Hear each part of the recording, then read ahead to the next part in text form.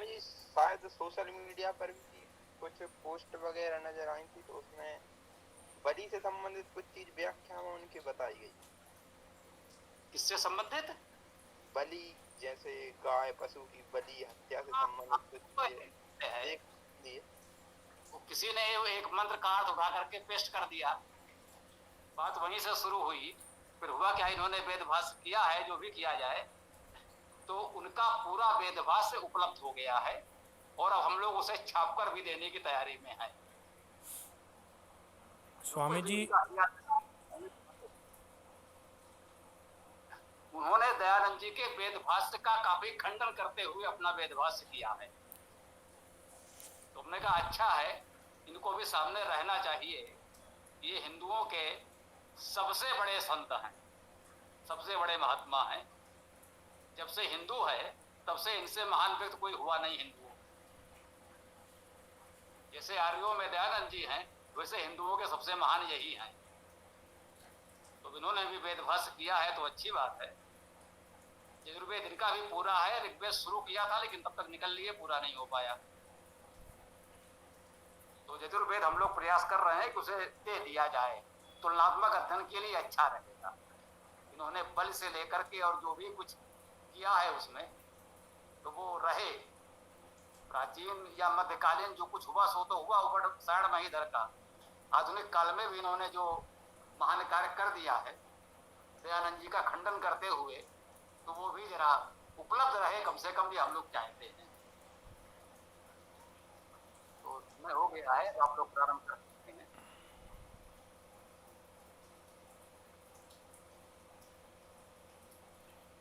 स्वामी जी, शंकर पांडुरंग ऐसा करके किसी का मैंने नाम सुना है, जिन्होंने भाष्य किया था ऋग्वेद का। नहीं, ऐसे बहुत से भाष्यकार हैं, वो सब अधिकांशता दयानंद से प्रेरित हैं। जो भी भाष्यकार हुए हैं 20वीं शताब्दी में, पिछले 100-150 वर्षों में वेदों पर बहुत कार्य हुआ है, वो सब महाराज दयानंद जी की प्रेरणा से हुआ है। उनमें हम लोग भी, हम गर्व से कहते हैं कि हम जो कुछ भी कर पा रहे हैं वो उन्हीं की प्रेरणा से है, उन्हीं की कृपा से है। उन्होंने इतना कार्य न किया होता तो हम लोग कुछ नहीं कर पाते। परंतु उनके प्रतिकार में जो किया गया है और बड़े परिश्रम से किया गया है, इसलिए महत्व है। उनके वेदभाष करने का मुख्य उद्देश्य संभवतः दयानंद को नकारना था। तो दो प्रतिपक्ष सामने रहे, आमने सामने, एक युक्ति तो ठीक रहेगा, वो अलग विषय है। तो पुलकित जी प्रारंभ करें, समय हो गया है। जी जी, मंत्र 42, व्रत दीक्षा सूक्त, यजुर्वेद अध्याय 5। ऋषि अगस्त्य, देवता अग्नि, चंद्र उष्णिक, स्वर ऋषभ अनुदात। ओम अति अन्यान अगाम न अन्यान उपगाम, परवाक त्वा परेभ्य अविदम परो अपरेभ्य। हम छोड़ अन्य को आए हैं, अन्यों के निकट नहीं जाते। पर वाक अन्य से तुम स्वामी, जाना प्रभु पर अवर से हो। मंत्रार्थ: अन्यान अन्य को, अति अतिक्रम कर, अगाम जाता हूँ, अन्यान अन्यों के, उप समीप, न नहीं, अगाम जाता हूँ। परेभ्य दूसरों से, अर्वाक पहले, त्वा तुमको, अविदम पा लिया है, अवरेभ्य अवर्णीय लोगों से, परो परे, अविदम पा लिया है, जान लिया है। भावार्थ: हमारे लक्ष्य उच्च है, किसी के आसपास पहुंचना भर पर्याप्त नहीं है। अन्यों का अतिक्रम कर सबसे पहले आगे जाना है। सांसारिक सुखों में नहीं, देवत्व को जानने में, अपनाने में सबसे आगे रहने का प्रयास करें। छल कपट से सुख साधन तथा संपत्ति जुड़ा लेने की जोड़ तोड़ में आगे रहने का निर्देश नहीं है। निरुक्त: अगाम ए क्रिया उपसर्ग, गम का अर्थ जाना, अविदम अ उपसर्ग विद का अर्थ जानना, अवरेभ्य अ उपसर्ग व्री वर का अर्थ वर्ण करना, इच्छा करना, आशा करना, अव का अर्थ रक्षा करना, पालन करना। ओम मंत्र।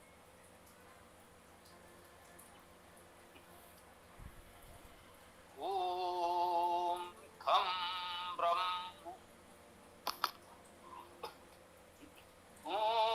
अति अन्यान अगाम नान्यान उप अगाम अर्वात्वा परेभ्या अविदम परो अवरेभ्या। हम छोड़े अन्य को आए हैं, अन्यों के निकट नहीं जाते। अरे वाके अन्य से तुम स्वामी, जाना प्रभु परे अवर से हो। कितना सुंदर मंत्र है, छोटा सा सरल मंत्र है। इसमें भी ये बात है, 42वें मंत्र का पूर्वार्थ है ये, अर्थात यजुर्वेद अध्याय 5 का जो 42वां मंत्र है, इस वेदान में हमने उसको 2 भागों में प्रस्तुत किया है। देखने में स्पष्ट है कि छंद अलग अलग हैं, 2 हैं, परंतु इसका भावार्थ संदेश अति उत्तम है। मंत्र बहुत सरल सुगम है। शब्दों को समझने में इसलिए कि शब्द अधिकांशतः हमारे परिचित हैं, अर्थ को समझने में भी बहुत सरल है, लेकिन इसके भाव गंभीर संदेश को समझना महत्वपूर्ण है। कोई कठिन नहीं है, महत्वपूर्ण है। ऋषि अगस्त देवता अग्नि, ये पहले से हम लोग जानते हैं, सभी परिचित हैं।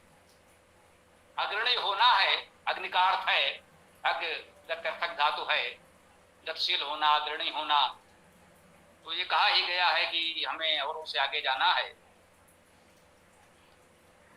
तो अति अन्यान अगाम,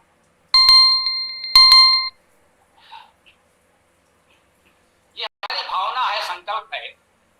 अति अन्यान अगाम, अन्यान अन्यों को अति अगाम अतिक्रम कर हम गए।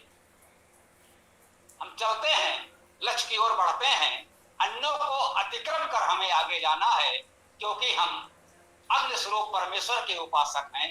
हमें अग्रणी रहना, ना अन्यान उप अगाम, ना नहीं अन्यान अन्यों को उप समीप अगाम गए, अन्यों के समीप नहीं गए। जब हमने उस सर्वव्यापी परम सत्या परमेश्वर को जान लिया है, पा लिया है, तो किसी अन्य के समीप जाने की क्या आवश्यकता है।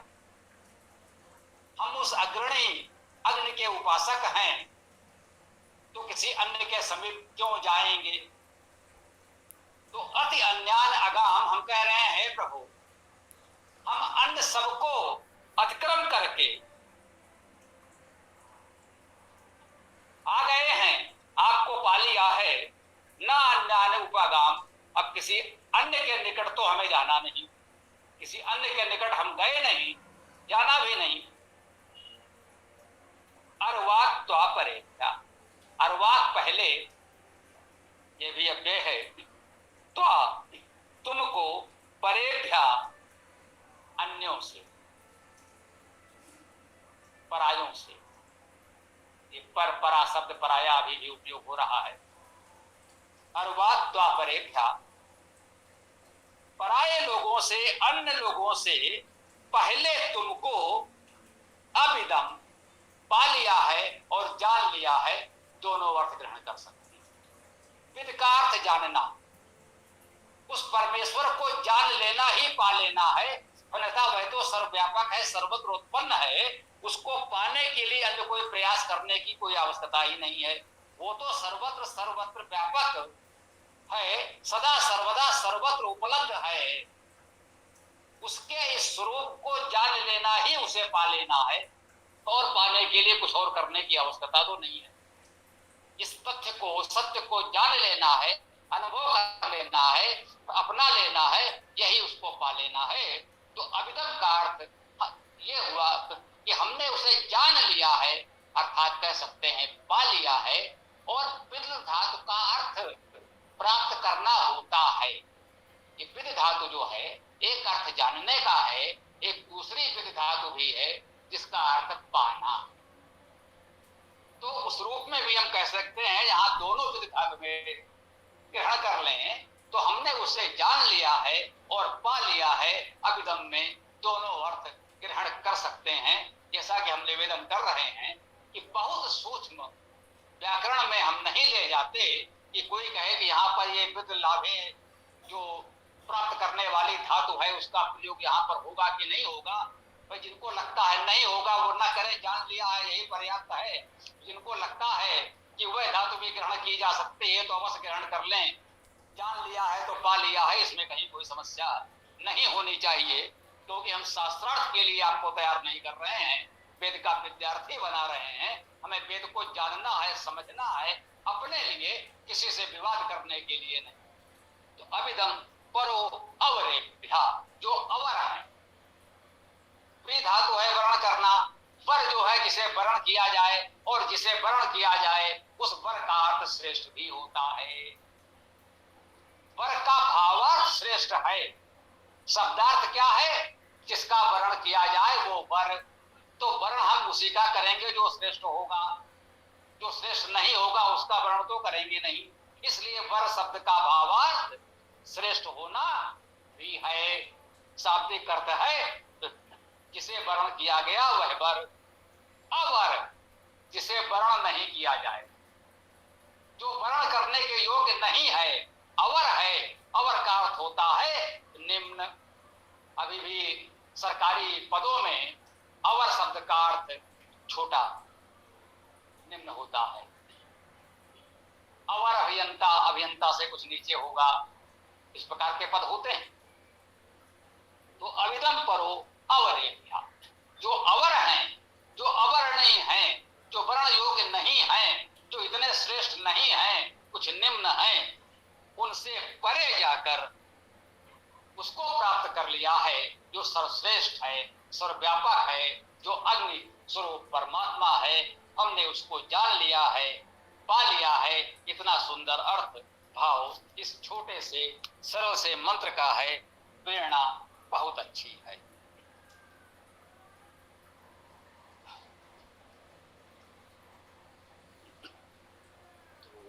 यहाँ पर हम विराम भी दे सकते हैं, किसी को कुछ कहना है तो जरा बोलिए। ये तब मैं कुछ कहना चाह रहा था, फिर भी मेरा मन हुआ कि पहले हम आपके विचार भी सुन लें, हो सकता है उसमें बात आ जाए अगली तो अधिक उत्तम होगा। बोलिए।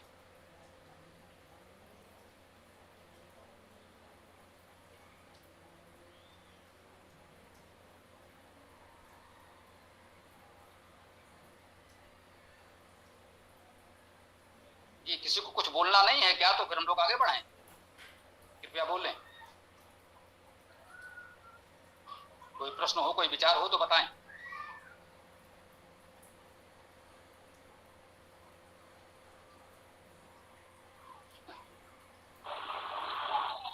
स्वामी जी नमस्ते। जी नमस्ते, बोलिए। हरीश। इसमें जो बात आ रही है, उसमें जो बात आ रही है कि हम अन्यों को अतिक्रमण करते हुए अन्यों के पास नहीं जा रहे, हम तुमको ही वर्ण करने के लिए दूसरे जो निम्न है, अवर है, निकृष्ट हैं, उनसे दूर जा रहे हैं। ऐसा है क्या? जी ये तो बिल्कुल स्पष्ट है, यही मैंने कहा है। बिल्कुल ठीक कहा आपने। और बताइए।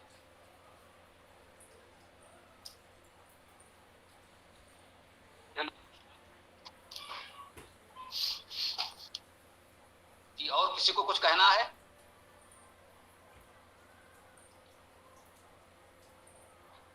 स्वामी जी, क्या इस मंत्र से भी मूर्ति पूजा का खंडन होता है? क्योंकि ईश्वर तो सर्वव्यापक है और बाकी जितने भी चीज़ हैं जिनको हम भगवान मान रहे हैं उनसे हमको दूर हट करके सर्वव्यापक ईश्वर की उपासना करनी है।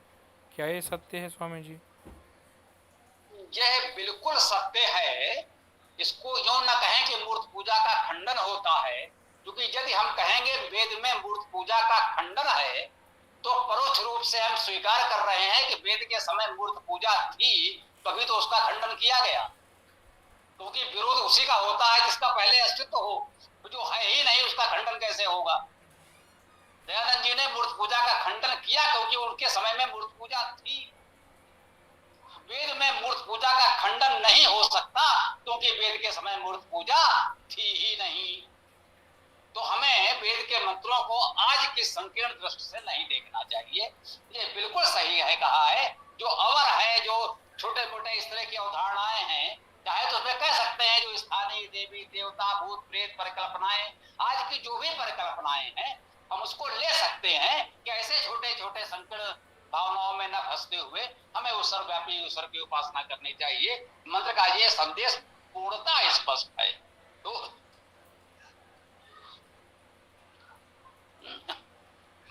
और किसी की कोई बात है?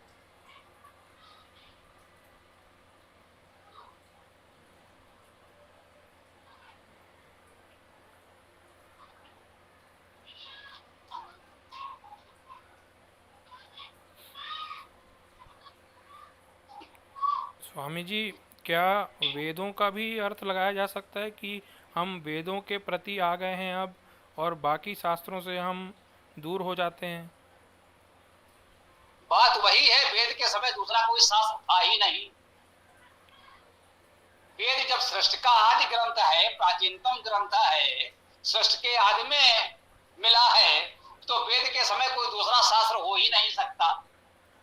न कोई व्यक्ति हो सकता है, कोई पैगंबर, कोई संत महात्मा हो सकता है कि उसको छोड़कर हम आएंगे। न कोई अन्य ग्रंथ हो सकता है, न कोई अन्य पूजा पद्धति हो सकती है। उस समय तो वेद के अतिरिक्त कुछ था ही नहीं। एक सामान्य सी बात कही गई है कि जो भी विचार भाव आपके पास हो, ये ध्यान करें कि हमें सर्वोच्च तक जाना है, छोटी मोटी बातों में हमें नहीं फंसना है। बिल्कुल स्पष्ट है। धन्यवाद स्वामी जी।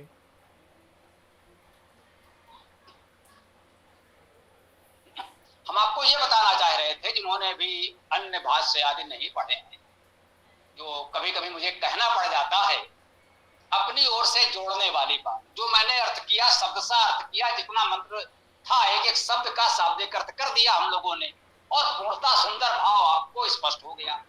अब जो अध्याहार एक शब्द लोगों ने खोज लिया है, अध्याहार मतलब मंत्र के शब्द में जो नहीं है, मंत्र में जो शब्द है ही नहीं, तो ऐसा कुछ अपनी ओर से जोड़ देते हैं, उसे अध्याहार कहते हैं। वो मंत्र के भाव को पूरा करने के लिए जोड़ा जाता है। अब उसको पूरा करने के लिए ऐसा कुछ जोड़ देते हैं जो अनर्थ भी हो जाता है। मनोरंजन के दृष्टि से जान लीजिए, इस मंत्र की पृष्ठभूमि ये है उन लोगों की ओर से कि भाई लोगों को एक बहुत बड़ा हवन करना है, विशाल हवन कुंड है, उसके लिए ढेर सारी लकड़ी चाहिए। भाई ने कंधे पर कुल्हाड़ी रखी और जंगल में चले गए लकड़ी काटने। अब एक एक पेड़ को देख रहे हैं, नहीं ये ठीक नहीं है, ये भी ठीक नहीं है, मजा नहीं आया, दूसरा पेड़ पूछते हैं। उनको एक बहुत अच्छा सा सुंदर सा बड़ा सा पेड़ मिला, उनका हाँ ये बढ़िया है, इस पेड़ को काटेंगे और ले चल के हवन करेंगे, अवश्य करो। अब उनकी पृष्ठभूमि ये है, वो ये कह रहे हैं कि जो मंत्र भी हम लोगों ने पढ़ा, तो कुल्हाड़ाधारी महापुरुष कह रहे हैं, उस पेड़ से कह रहे हैं कि हे पेड़, हे वृक्ष, हे महान उत्तम वृक्ष, हम अन्य छोटे छोटे पेड़ों को छोड़कर तुम्हारे पास आ गए हैं। हमने अन्य को नहीं चुना, अन्यों को छोड़ दिया है, अन्यों के निकट नहीं गए। अब तुमको ही हम काटेंगे और हवन कुंड में जलाएंगे, तुमको लेने आए हैं। मतलब तुम बड़े महान हो, तुम सबसे अच्छे वृक्ष हो, इसलिए हम तुम्हें काटेंगे। ये अर्थ किया है भाई लोगों ने, उबट महीधर और उनके अनुयायियों ने। तो जो हम आपसे निवेदन करते हैं, मंत्र के किसी भी शब्द का उन्होंने असत्य अर्थ नहीं किया, मंत्र के सभी शब्दों का पूर्णता सत्य अर्थ किया। जो हमने अर्थ किया, मंत्र के शब्दों का अर्थ उन्होंने भी बिल्कुल शब्द सा सटीक यही अर्थ किया है जो हमने किया है। समस्या क्या है, ये उन्होंने जोड़ दिया कि सारे वेद हवन करने के लिए हैं। अब उन्होंने कल्पना की कि इस मंत्र को कहां पढ़ा जाए। अभी तो चूंकि यजुर्वेद का प्रारंभ हुआ है, 5वां अध्याय है, तो अभी वो तो लकड़ी काट पीट के इकट्ठा कर रहे हैं। जब 15-20 अध्याय हो जाएंगे तब कहीं वो हवन में आग जलाना शुरू करेंगे, फिर गाय घोड़ा बैल क्या क्या भूनेंगे देखी जाएगी। तो उसको अनावश्यक रूप से हवन यजन की प्रक्रिया से जोड़ करके, कर्मकांड से जोड़ करके हर मंत्र का ऐसा ऐसा विनियोग कर डाला है भाई लोगों ने। अब वो अपनी ओर से उन्होंने जोड़ दिया कि उस पेड़ से कह रहे हैं। अब पूरे का क्या अर्थ का अनर्थ हुआ है, हम लोग उसको पढ़ करके केवल हंस सकते हैं। हमारे लिए वो परिहास का हास्य का विषय हो सकता है, वो वेदार्थ तो नहीं हो सकता। इसलिए हम आप सबसे निवेदन करते हैं कि वेद में जितना है शब्दों का बिल्कुल वही शाब्दिक धातु अर्थ करें, अपनी ओर से एक भी शब्द कहीं से कुछ जोड़े नहीं। तो कभी आप तो अच्छे भाव से भी जोड़ रहे होंगे, लेकिन लोग क्या कहेंगे, अरे आपने भी तो जोड़ा है, तो उन्होंने जोड़ा तो क्या हो गया। तो उसका प्रतिकार अब यही है कि वेद में जितना है उतना शाब्दिक धातु अर्थ करें तो हमको अति उत्तम अर्थ प्राप्त होगा, और वही वेद का बिल्कुल शुद्ध पवित्र अर्थ है, वही हमें ग्रहण करना है। अपनी ओर से कुछ भी जोड़ने का प्रयास न करें। इसमें ये अन्य कौन है, आपने कहा है साधु बाबा हैं, कि मूर्ति आदि है, कि हिंदू मुसलमान सिख ईसाई पंथ हैं, ये सब अपनी ओर से जोड़ने की कोई आवश्यकता नहीं है। इसमें जितना कहा गया है उतना ही अर्थ करें। उस समय एक ही धर्म था, वैदिक धर्म, एक ही ग्रंथ वेद, एक ही उपास्य देव सर्वव्यापी परमेश्वर, इसके अतिरिक्त कुछ था ही नहीं, तो कोई और कल्पना करने की आवश्यकता ही नहीं है। तो ओम, हमारी बात पूर्ण होती है। अब भी किसी को कुछ कहना हो तो कह सकते हैं, अन्यथा पुलकित जी पाठ करें और समापन की ओर बढ़ें। ओम खम। स्वामी जी, जैसे भी चर्चा हो रही थी आरंभ होने से पहले कि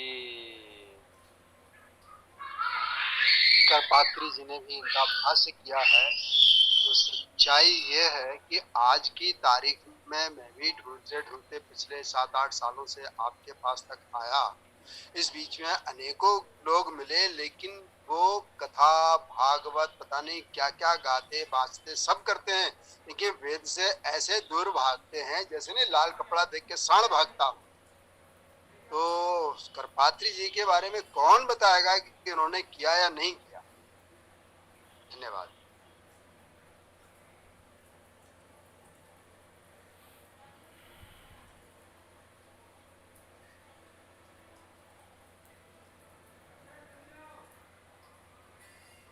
जी, हमारे पास करपात्री जी का यजुर्वेद भाष्य उपलब्ध है, हम आपको पुस्तक दे सकते हैं, चाहिए आपको? स्वामी जी नहीं, जब आपके साथ जुड़ गया तो अब उसकी क्या आवश्यकता किसी सेशन की। ये बिल्कुल सत्य है, लेकिन जैसे आपने कहा कि कौन बताएगा, तो बताएगा की बात नहीं है। उन्होंने भाष्य किया था और समाज के प्रतिकार में कुछ उत्तर देने का प्रयास किया था, तो हमने चलो भाई, एक साथी ने हमको इसी भाव से पढ़ा, उन्होंने दयानंद जी का वेद भाष्य इसलिए ही सही पढ़ा कि चलो उसका कुछ खंडन करेंगे। इतना परिश्रम किया, कम से कम भाई ने वेद पढ़ा तो इसी बहाने सही, उसने वेद पढ़ा, हमारे लिए यही अच्छी बात है, और बहुत परिश्रम पूर्वक पढ़ा, उनका खंडन करते हुए पूरे यजुर्वेद का भाष्य किया। उसके बाद उन्होंने दयानंद जी की तरह ऋग्वेद का भाष्य करना भी प्रारंभ किया, लेकिन ऋग्वेद का कुछ थोड़ा ही कर पाए थे कि भाई चले गए। दयानंद जी का भी यजुर्वेद पूर्ण है और ऋग्वेद अधूरा छोड़कर चले गए थे, लेकिन वो ऋग्वेद का बड़ा भाग कर गए थे, 2/3 3/4 कर गए थे। लेकिन करपात्री जी तो निश्चय उनका परिश्रम यही निकल लिए।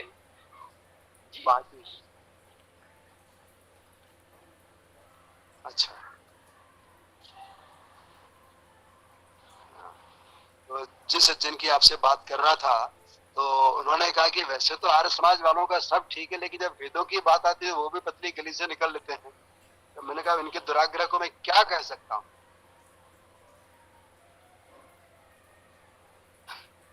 और समाजी वेदों की बात से क्यों निकल लेते हैं, ये तो विचित्र बात है। मुझे लगता है आर्य समाज नहीं निकल लेता है, कोई व्यक्ति आर्य समाज से जुड़ा हुआ हो सकता है, जो वेदों के विषय में उतना न जानता हो तो कह देता हो कि भाई इतनी जानकारी हमें नहीं है, परंतु मेरे विचार से आर्य समाज से जो थोड़ा भी जुड़ा है वो वेद से बचकर भागेगा तो नहीं। जैसा कि आपने कहा ये सत्य है, कुछ और समूहों में हमारी जैसे चर्चा हुई, मतलब अच्छे बुद्धिजीवी लोगों के समूह में चर्चा हुई, तो बात वही आई, पर कई लोगों ने वहां स्वीकार किया, कहा कि जैसे ही वेद की बात करो वो वहां से निकल लेते हैं। जैसे आपने कहा कि साढ़ को लाल कपड़ा दिखा दिया गया, और मैंने कहा स्थिति ये है इस समाज की, जो कथित हिंदू समाज है, कि वेद की बात सुनकर वो ऐसे भागते हैं जैसे शेर के दहाड़ सुनकर गीदड़ भागता। इसे हम जो कहें तो अधिक उत्तम होगा। और समाज में तो यही कह सकते हैं कि भाई प्रत्येक व्यक्ति तो दयानंद नहीं है, प्रत्येक व्यक्ति उतना विद्वान नहीं है। यदि आप बहुत गंभीर उससे बात करेंगे तो हो सकता है वो उत्तर न दे सके और हाथ जोड़ ले, लेकिन वो वेद से बचकर तो नहीं भागेगा, इतना मुझे अभी भी लगता है। और समाज में गिरावट आई है, अब उस स्तर के अध्येता विद्वान बहुत अधिक नहीं मिलेंगे होंगे, लेकिन कम से कम वेद के प्रति आस्था श्रद्धा प्रेम में तो मुझे नहीं लगता है कि कोई समस्या है। और कुछ है तो हम आप मिलकर उसे ठीक करेंगे। और समाज क्या है भाई, हम सब वैदिक हैं। और समाज से पहले भी वेद था, और आर्य समाज यदि नहीं रहा तो भी वेद रहेगा। वैसे तो आर्य समाज को हम प्रयास करेंगे कि सदा सर्वदा जीवंत जागृत रहे, परंतु ये मान के चलें कि आज से वेद है और अंत तक वेद रहेगा। और समाज रहेगा तो नहीं रहेगा, तो जहाँ आर्य समाज नहीं है वहां भी वेद को होना चाहिए। हम तो कहते हैं गीता प्रेस गोरखपुर करपात्री जी का ही वेद भाष्य छाप दे, कम से कम लोगों तक पहुंचे, पता तो चले लोगों को कि वेद क्या होता है। लेकिन वो ये भी नहीं कर पा रहे, क्या किया जाए, जो भी है तो है। हम लोग जितना कर पा रहे हैं कर रहे हैं, हम अपना वेदभाष छाप रहे हैं। लेकिन हम मुझे लगा कि करपात्री जी का वेदभाष अब नहीं छप रहा है तो हम ही छापेंगे, कोई दिक्कत नहीं। हमारे गौरव जी ने खोजा, किसी सज्जन ने किसी तरीके से उसको प्रस्तुत किया है, 5,885 रुपए में दे रहे हैं। हमने कहा 5,000 में तो हम भी दे देंगे, वो 5,885 रुपए में दे रहे हैं डाक खर्च सहित। तो हमने कोई बात नहीं, इतने में तो हम भी भेज सकते हैं, 5,000 में भेज देंगे, कोई समस्या नहीं है। उनका यजुर्वेद भाष्य ही 3,000 पृष्ठों से हो सकता है कुछ अधिक, बहुत विस्तार से किया है। और चूंकि दयानंद की भी समीक्षा करते हुए चले हैं, और चूंकि अब उन्हें उत्तर देना था तो बहुत हर शब्द को प्रमाण सहित बहुत ज्यादा बताने का प्रयास किया है। तो परिश्रम तो किया है, योग्यता विद्वता तो दिखाई है, परंतु दृष्टिकोण उतना अच्छा नहीं था, वो यही कह सकते हैं। तो स्वामी जी इसमें फिर उतना ही कह पाऊंगा कि जो भी मैं आज आपके सामने आ पाया हूँ, ये आर्य समाज से जुड़े हुए लोगों का ही मुझे सहयोग मिला है। ये अलग बात है कि वो वेद व्याख्या या वेद पाठन कितना कर पाते हैं नहीं कर पाते, लेकिन वो यज्ञ हवन अग्निहोत्र आदि तो कर रहे हैं। और मुझे जो पहली बार जहाँ से मैंने पुस्तकें वेद की खरीदी और दूसरे आर्य समाज की पुस्तकें लाया, ये 2008-9 से मेरी तैयारी शुरू हो चुकी थी कि मैं रिटायर होने के बाद इस काम में ही जुटूंगा, और वहां से धीरे धीरे लगातार जुटता रहा। तो मुझे तो सहयोग उन्हीं से मिला, भले वो करने में सक्षम थे या नहीं थे, जैसे भी थे, लेकिन उन्होंने मुझे पता बताया कि कहाँ से लिया जाए, तो मैं वहां से लाया। धन्यवाद।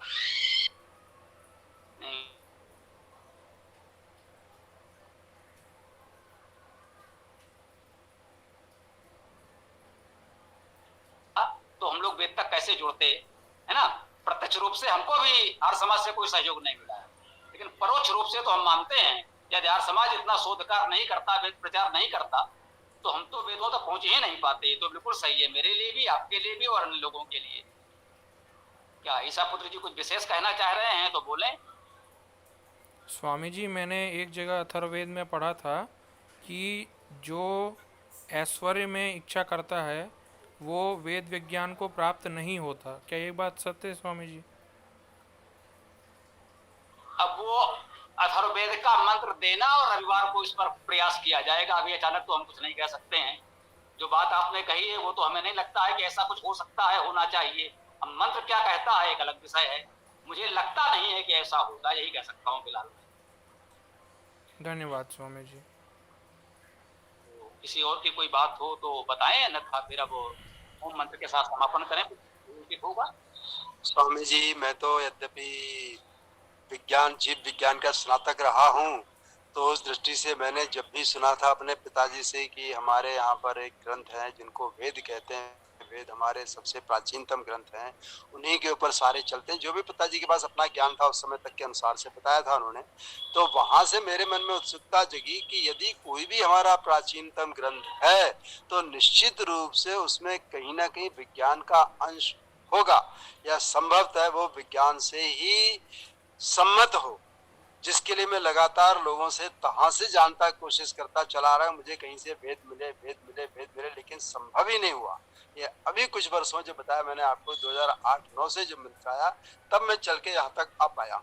और उसमें मैंने शायद शुरू में जब अपनी वार्ता हुई थी पुस्तकों के भेजने के लिए तब मैंने आपको यहाँ पर एक पंडित जी जो सुबह हमारे यहाँ पर भोपाल में आकाशवाणी के आजाद हिंद रेडियो से करते हैं प्रसारण, उसके कुछ एक दो मैंने आपको रिकॉर्डेड ऑडियो भी भेजे थे। कि ऐसे ही समझिए कि तब से तो हम सारे कार्य छोड़कर पूरी तरह वेद कार्य में ही लगे हैं। शेष तो पूरा जीवन इसी पर बीता। हमारे पिताजी कहते थे वे ऋषि प्लस वैज्ञानिक थे, मतलब जिनको हम ऋषि कहते हैं। हमारे पिताजी के शब्द मुझे अभी स्मरण आ गए आपकी बात सुन करके कि वो कहते थे वे ऋषि प्लस वैज्ञानिक थे। मतलब ऋषि तो थे ही जिस अर्थ में आप उन्हें ऋषि कहते हैं, परंतु वे आज के अर्थ में वैज्ञानिक भी थे। हमारे पिताजी वेदों के बहुत बड़े विद्वान थे, ऐसा मैंने कभी नहीं कहा, लेकिन इतनी प्रेरणा तो उनसे मिली, इतनी जागरूकता उनमें थी, इतनी समझ तो थी, तभी बचपन से इस ओर हम आ पाए और आज इस योग बन सके कि आपसे इतनी बात कर पाए। तो अब समापन किया जाए ओम मंत्र के साथ, मेरे विचार से यही उचित है। कोई बहुत महत्वपूर्ण बात किसी की हो तो ठीक है, अन्यथा समय हो गया है, पुलकित जी समापन करें। जी। ओम यो असो आदित्य पुरुषः सो असो अहम ओम खम ब्रह्म। सभी को नमस्ते। ओम यो असो आदित्य पुरुषः सो असो अहम् ओम खम ब्रह्म।